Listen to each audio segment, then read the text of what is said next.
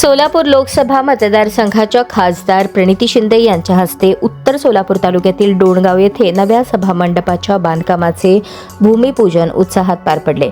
खासदार स्थानिक विकास कार्यक्रम अर्थात MPLADS निधीतून या सभामंडपासाठी 8,55,664 रुपयांचा निधी मंजूर करण्यात आला आहे.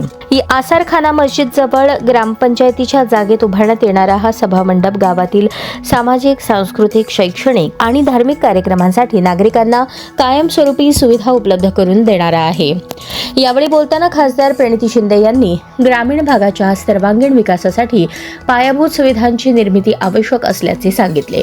नागरिकांच्या गरजा लक्षात घेऊन खासदार निधीतून विकास कामांना प्राधान्य दिले जात असून डोणगावचा हा सभामंडप ग्रामस्थांसाठी उपयुक्त ठरेल असा विश्वास त्यांनी व्यक्त केला.